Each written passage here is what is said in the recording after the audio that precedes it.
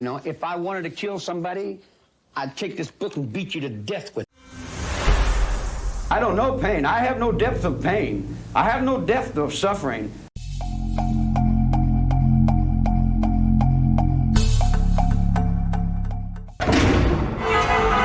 Charles Manson was a rock star wannabe and a madman. He could literally get his followers to kill for him. Everyone wondered, how did he turn these all-American women into monsters? I knew that people would die. I knew that there would be killing. If it don't get done, then I'll move on it. And that's the last thing in the world you want me to do. You're about to see what evil looks like in the face of Charles Manson.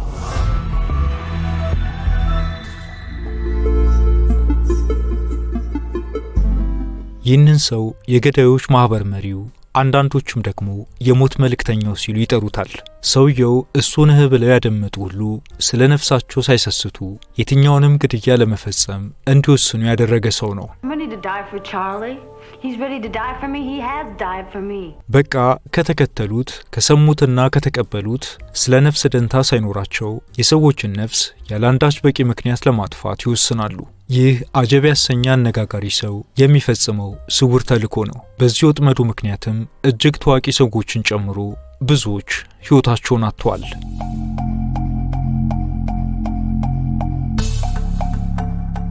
ይህ ሰው በዜግነት አሜሪካዊ ሲሆን ሙሉ ስሙ ቻርልስ ማንሰን ይባላል። ቻርልስ ማንሰን የማንሰን ቤተሰብ መሪ በሚል በብዙዎች ይጠራል። በካሊፎርኒያ በተለይ በ1960ዎቹ መጨረሻና በ1970ዎቹ መጀመሪያ ላይ ለብዙዎች ቅዠት መሰል ስራን በመስራት አነጋጋሪ ነው። ተከታዮቹን ሁሌ ለአንዳች ቅዱስ ስራ እንደተነሱ ሁሉ አበረታቶና ጀግኖ የሰው ነፍስ እንዲነጥቁ አሳጥቆ ይልካቸዋል።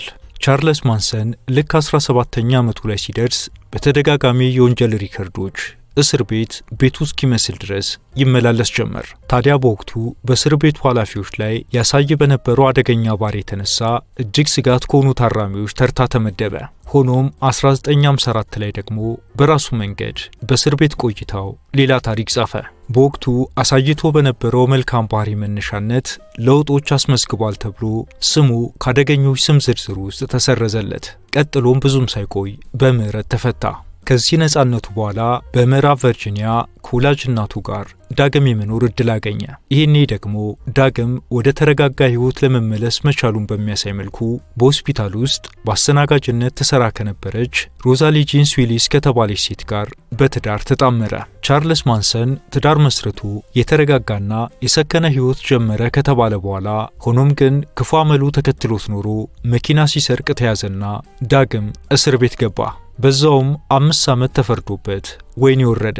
አሁንም ግን ቻርልስ የይቅርታ ዕድሎች አልተነፈጉትም ነበርና የእስር ጊዜው ወደ 3 ዓመት ዝቅ እንዲል ተደረገለት። ቢሆንም ግን እሱን በማረምና በመጠበቅ ጉዳይ ፍጹም ተሰላችታ የነበረችው የትዳር አጋሩ ከሌላ ወንድ ጋር የፍቅር ግንኙነት በመጀመሯ የሱን ነገር እዚህ ጋር አብቅቻለሁ ማለቷን እናቱ እስር ቤት ሄዳ የሚስቱን ውሳኔ ለቻርልስ አረዳችው። እናም ቻርልስ በሌላ መተካቱን አምኖ ፍቺ ለመፈጸም ተገደደ። ልማደኛው ቻርልስ ራሱን ከእስር ቤት ህይወት ማራቅ ግን የሚችል አይነት አልነበረም። ጥፋቶቹ ማለቂያ ያልነበራቸው ይህ ሰው በዚህ ወቅት ደግሞ የተሰረቀ ቼክ ላይ በመፈረሙ ምክንያት ዳግም ለእስር ተዳረገ። በወቅቱም የ10 ዓመታት እስር እንዲቀጣ ተወሰነበት።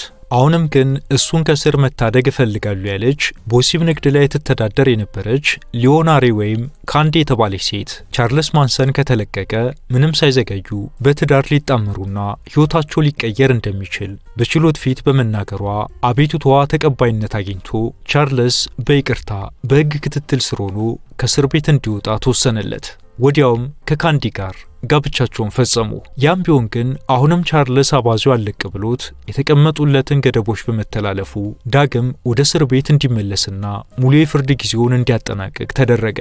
1967 ላይ ከእስር መለቀቂያ ጊዜው ሲደርስና ነጻ ሰው መሆኑ ሲነገረው ይህ አስገራሚ ሰው የለም እኔ እዚሁ በእስር ቤት መቆየትን እመርጣለሁ ምክንያቱም አብዛኛውን እድሜን ያሳለፍኩት በእስር ቤት ነው፣ ከውጭው ዓለም ጋር ከተለያየው ቆዩ አለ። በዚህ መልኩ በዛው በእስር ቤት ለመክረም መጠየቁም ብዙዎችን አስገረመ። ያም ቢሆን ግን ከእስር ቤት ተለቆ ወደ ሳን ፍራንሲስኮ አመራ። እናም ቻርልስ አንድ የሆነ ቡድን ሊመሰርት ውጥን ያዘ። ቻርልስ በሳን ፍራንሲስኮ ቆይታውም ማሪ ቤኒንግ ከተባለች በቤተ መጻሕፍት ውስጥ ተቀጥራ ከምትሰራ ሴት ጋር ተዋወቀ። እናም ለዚህ ሴት ስለሚመሰረተው የማንሰን ቤተሰብ ወይም ማንሰን ፋሚሊ አስረድቶ ካሳመናት በኋላ በዚህ ቡድን ውስጥ የሚካተቱ ሴቶችን እንድትሰበስብለት ነገራት። ይህም የማንሰን ቤተሰብ ወይም ማንሰን ፋሚሊ ተብሎ የሚጠራውን ስብስብ በይፋ የጀመረበት የመጀመሪያ እርምጃው ነበር። የቻርልስ ማንሰን ተልዕኮ ይህ ነው ተብሎ ሊገለጽ የሚከብድ ቢሆንም ተከታዮቹ ማንነታቸውን፣ ሕይወታቸውን ሁሉ ለእሱ አሳልፈው መስጠት እንዳለባቸው በመንገር ራሱን ልክ እንደ አድራጊ ፈጣሪ ይመለከታል። ይህን የማንሰን ፋሚሊን ባቋቋመበት ወቅት አብረውት የሚኖሩ 18 ሴቶችን መሰብሰብ ችሏል። በዚህ ሁኔታ ውስጥ እያለ ማለትም በ1967 መጨረሻ ቻርልስ ማንሰንና የተወሰኑ የሱ ተከታዮች ጉዞ አደረጉ። በተጓዙበትም አካባቢ ቢች ቦይስ በመባል የሚታወቀው የሙዚቃ ቡድን ውስጥ አባል የነበረው ዴኒስ ዊልሰን መኖሪያ ቤት ውስጥ ነበር ያረፉት። በዚህ ወቅትም ዴኒስ ዊልሰን ለቻርልስ ማንሰን በሙዚቃ ዙሪያ የሚሰሩ በርካታ ሰዎችን አስተዋወቀው። እነዚህ የህይወት መልኮች በዚያ አካሄድ የራሳቸውን አቅጣጫ ከያዙለት በኋላ ቻርልስ ማንሰን ሬስ ዋር ብሎ የሚጠራውን ጦርነት ከማወጅ የማይተናነስ ዘመቻ በተከታዮቹ አማካኝነት ማካሄድ ጀመረ። በተለይም በጥቁሮችና በነጮች መካከል የሚደረግ ጦርነት መኖሩን፣ ያ ጦርነትን በሂደት የእሱን የማንሰን ቤተሰብ አባላትን ወደ ከፍታ ማማ የሚወስዳቸው እንደሚሆን ለተከታዮቹ ሁሉ አሳመናቸው። ቻርልስ ማንሰን በዚህ ተስፋ ውስጥ ሆኖ የጀመረው ጦርነት ገሃድ ወጥቶ የመጀመሪያው ግድያው የተፈጸመው በ1969 ሐምሌ 25 ነበር። በወቅቱ ማንሰን 3 ያህል የማንሰን ቤተሰብ አባላትን ለመጀመሪያ ዙር ዘመቻ አሰማራቸው። ጋሪ ሂንማን የተባለው ሰው ጠቀም ያለ ገንዘብ ያለው እንደሆነ በማመኑና ያም ለሱ ግዛት ማስፋፊያ እንደሚጠቅመው በማሰብ ኢላማው አደረገው። እናም በእቅዱ መሰረት ተከታዮቹ ትዕዛዙን በመከተል ጋሪ ሂንማንን ሕይወቱን ቀሙት። ቻርልስ ማንሰን ቀጠለና ደግሞ ሌላ ግድያ ወጠነና ተከታዮቹን ነሐሴ 8 ላይ ያሰማራቸው። ይህኔ ደግሞ የግድያ ትዕዛዙ የሙዚቃ ፕሮዲውሰሩን ቴሪ ሜልቸርን ኢላማ አደረገ። ቻርልስም ተከታዮቹን በሙዚቃ ፕሮዲውሰሩ ቤት ያገኙትን ሁሉ እንዳይምሩ አስጠንቅቆ ላካቸው። ሆኖም ግን የሙዚቃ ፕሮዲውሰሩ ቴሪ ሜልቸር ቤቱን ለቆ ወጥቶ ስለነበር እሱን ተክተው ቤቱን የተከራዩት የፊልም ዳይሬክተሩ ሮማን ፖላንስኪና ሚስቱ ሻሮን ቴት ነበሩ። የቻርልስ ጭፍን ተልዕኮ ተቀባይ የሆኑት ተከታዮቹ በወቅቱ ለመውለድ በቀናት የሚቆጠር ጊዜ ብቻ የቀሯት የነበረችውን የሮማን ፖላንስኪን ባለቤት ሻሮንን ጨምሮ ሌሎች በቤት ውስጥ የነበሩትን ሁሉ በጭካኔ ጨፈጨፏቸው።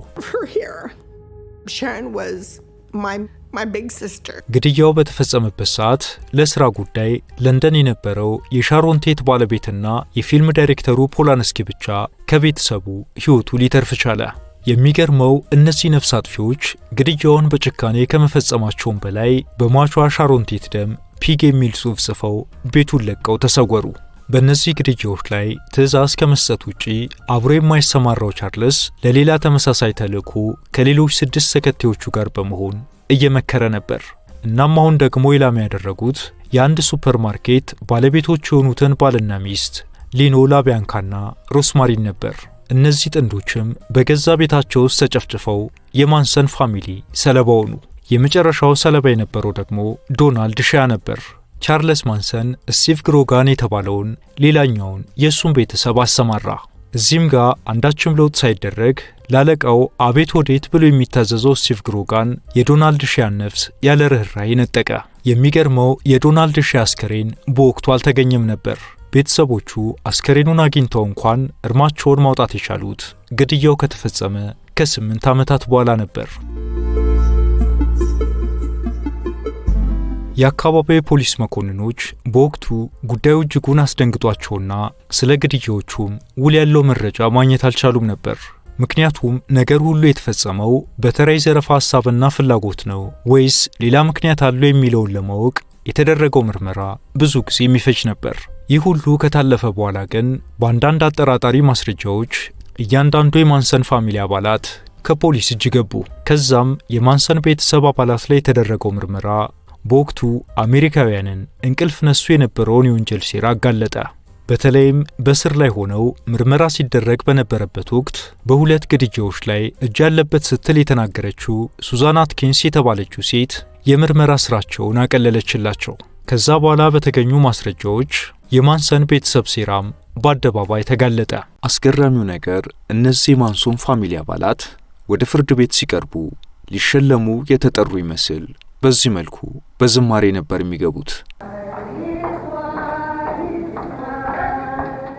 በዚህ መሰረት ቻርልስ ማንሰንና ሌሎች የተቀሩት 3 ያህል አባላቱ የሞት ፍርድ ተፈረደባቸው። All were sentenced to death, which was later commuted to life in jail. ሌሎቹም በደረጃ እስከ ዕድሜ ልክ ተፈረደባቸው። ሆኖም ቻርልስና 3 አባላቱ በውሳኔው መሰረት በሞት እንዲቀጡ ማድረግ አልተቻለም። በወቅቱ ይግባኝ በመጠየቃቸውና ቆይቶም የካሊፎርኒያ ግዛት የሞት ቅጣት ላይ አዲስ አቋም ይዛ እንዳይፈጸም በመወሰኗ ያላንዳች ምክንያት የሰው ነፍስ ሲያስጠፋ የነበረው ቻርልስ ማንሰንና ተከታዮቹ በዕድሜ ልክ እስራት ቅጣታቸው እንዲቀየርላቸው ተደረገ። በዚህ አነጋጋሪ የወንጀል ታሪክ ውስጥ ስማቸው አብሮ የሚነሳው ጭፍን ተከታዮቹ ሕይወትም በራሱ እጅግ አስገራሚ ነበር። በቀድሞ ጊዜ ማንሰንን ትከተል የነበረችው ቫን ሃውተን የቻርልስን ቃል በመከተል በተፈጸመ የነፍስ ማጥፋት ወንጀል ተጠያቂ ሆና 53 ዓመታትን በስራ አሳልፋለች። ከግማሽ ምዕተ ዓመት በኋላ በእርጅና ዘመኗ ነጻ ወጥታለች። ግድያውን በፈጸሙበት ወቅት ገና 19 ዓመት ልጅ የነበረችው ቫን ከስር ነጻ ስትሆን 73ኛ ዓመቷ ላይ ደርሳ ነበር። ለረጅም ጊዜ ከነበረችበት ጭፍን የሆነ ሰይጣናዊ እሳቤ መላቀቅ እንድትችል ብዙ ክትትል ሲደረግላት ከቆየ በኋላ ስለፈጸመችው ነገር ሁሉ የጥፋተኝነት ስሜት እንደተሰማት ገልጻለች። ከዛም በላይ ደግሞ ራሷን ለመለወጥ በነበራት ጽኑ ፍላጎት የመጀመሪያና ማስተርስ ዲግሪዋንም በዛው በእስር ቤት ውስጥ ይዛለች። ቢሆንም ግን ገና ስለ ዓለም በቅጡ ሳታውቅ በተሳተፈችበት የግድያ ወንጀል ከ5 ዓመታት በላይ በተሻገሩ የእስር ጊዜዋ ከዓለም ለውጥ ሁሉ ወደ ኋላ ቀርታለች። ይህ በመሆኑም ነጻ ከወጣች በኋላ ልክ በታዳጊነት እድሜ ላይ እንዳለ ትንሽ ልጅ ያለ ገንዘብ በሲስተም መገበያየት፣ በኦንላይን ነገሮችን መፈጸም መቻልና ሌሎች መሰረታዊ ነገሮችን ሁሉ ቁጭ ብላ ለመማር ተገዳለች። ሌላኛዋ የማንሰን ፋሚሊ አባል ሱዛን አትኪንስም እንዲሁ የብዙዎችን ትኩረት አግኝታ ነበር። በሻሮን ቴት ግድያ ቀጥተኛ የሆነ ተሳትፎ የነበራት አትኪንስ በአልኮል መጠጥ ፍቅር ወድቀው ከነበሩ ወላጆች የተገኘች ስትሆን እጅግ ገለልተኛና አይናፋር ነበረች። በተለይም እናቷን በካንሰር ምክንያት በሞት ካጣች በኋላ አጠገቡ ሊያት ያልፈለገው አባቷ ስለገፋት ከአንዱ ዘመድ ቤት ወደ ሌላኛው እየተዘዋወረች ልጅነቷን አሳልፋለች። በዚህ መገፋትና መገለል ውስጥ ሆናም ነበር ያንን የሞት ሰባኪ ቻርልስ ማንሰንን የተዋወቀችውና የቤተሰቡ አባል እንድትሆን የጠየቃት። ልክ እንዳድራጊ ፈጣሪ አድርጋ ቻርልስ ማንሰንን የተቀበለችው ሱዛን አትኪንስ የቻርልስ ማንሰንን ትዕዛዙን ሁሉ በሽታ በመቀበል ስለፈጸመችው ግድያ ጸጸት ቢሰማትም ይቅርታን ማግኘት ሳትችል በአንጎል ካንሰር ምክንያት 2009 ላይ በ61 ዓመቷ ሕይወቷ አልፏል። ሌላኛዋ ልጅነቷን አብዝታ የምትጠላው ፓትሪሻ ክሪዩንክልም የማንሰን ፋሚሊ አባል ነች። ፓትሪሻ በልጅነቷ ከመጠን ያለፈ ውፍረት የነበራት በመሆኗ በእድሜያቸዎቿ ስትዘለፍና ስትገፋ ልጅነቷን ያሳለፈች በመሆኗ በቻርልስ ማንሰን ተጽዕኖ ስር ለመውደቅ ጊዜ አልፈጀባትም ነበር። ይቺ ሴት በሱ ለጭካኔ በሚያዘጋጁ ስብከቶች እጅግ ጭካኔን ተላብሳ የነበረች በመሆኗ ግድያዎችን ከመፈጸምን ባለፈ ያፈሰሰችው የንጹህ ሰው ደም ሳይቆጫት በደማቸው አንዳች መልእክት ጽፋ ትሰወር ነበር። ፓትሪሻ ከቻርልስ ጋር የፍቅር ግንኙነት ጀምራ እንደነበርና ብዙ ጫናዎችን ያደርስባት እንደነበርም የእስር ጊዜዋን ታሳልፍ በነበረበት ወቅት ተናግራለች። ከልጅነት እስከ እርጅና ዘመኗ ከእስር ቤት ነፃ መሆን ያልቻለችው ፓትሪሻ 14 ጊዜ ያህል የይቅርታ ደብዳቤዋን ብታስገባም ይሁንታን ሳያገኝ ቀርቷል።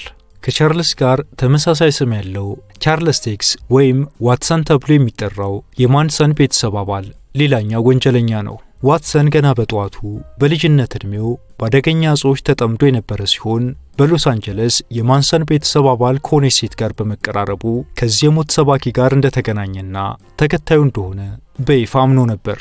ዋትሰን በእርግጥም የሚካድ አይደለም፣ እኔ እጅግ አደገኛ ሥራ ላይ የተሰማራው ሰይጣናዊ እሳቤ የገዛኝ ሰው ነበርኩ ሲልም ተናግሯል። እስከ 2026 ድረስም የይቅርታ ጥያቄው ተቀባይነት እንደማያገኝ በፍርድ ቤቱ የተወሰነበት ቢሆንም አሁን ላይ ከዛ ሰይጣናዊ እሳቤ ራሱን ነጻ አድርጎ በዛው በእስር ቤት በቢዝነስ ዲግሪ ያገኘ ሰው ለመሆን በቅቷል።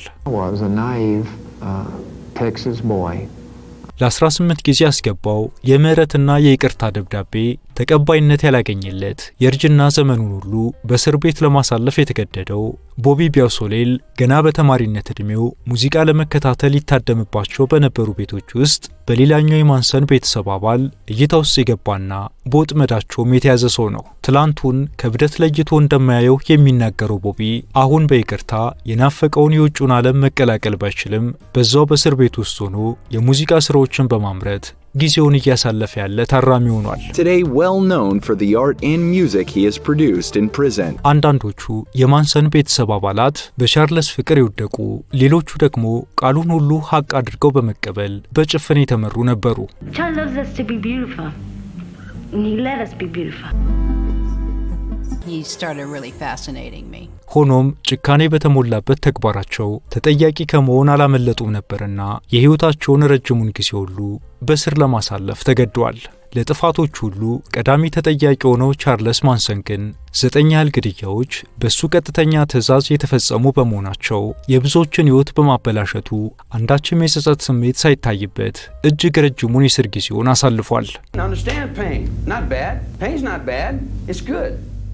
ስለ ቻርለስ ፍጻሜ ከማለፋችን በፊት ስለ ቻርለስ ማንሰን የልጅነት ህይወት ጥቂት አስገራሚ ነገሮችን እናንሳ።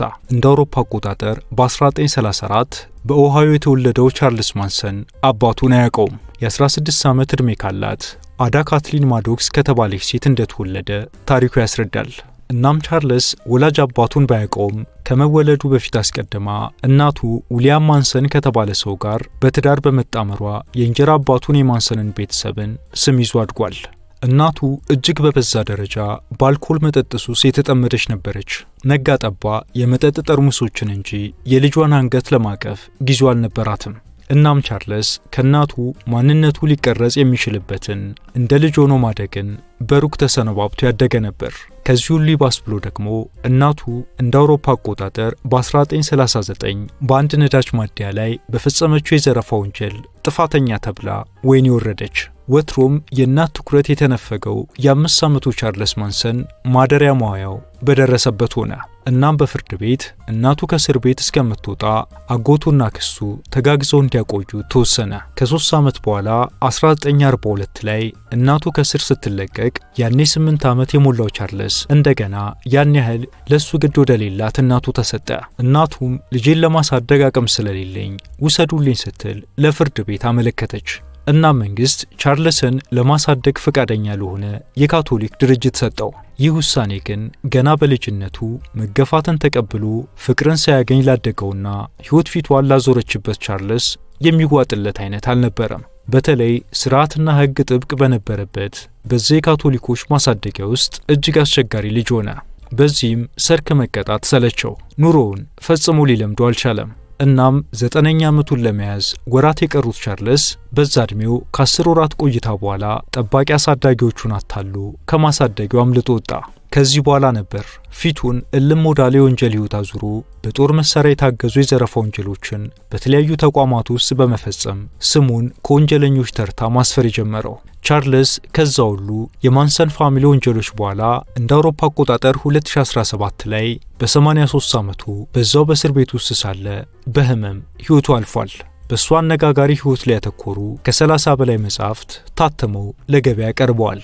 በተለይም ቻርልስ በፍርድ ቤት ሲሞገት በነበረበት ጊዜ የአቃቢ ሕግ ሚና ከነበራቸው ውስጥ አንዱ ግለሰብ ስለ ቻርልስ ማንሰን ሕይወት ያሳተሙ መጽሐፍ ከ7 ሚሊዮን በላይ ቅጂዎች ተሽጠውለታል። በኔትፍሊክስም ጭምር ፊልሞችም በዚህ ሰው ዙሪያ ተሰርተው ብዙዎችን አነጋግረዋል።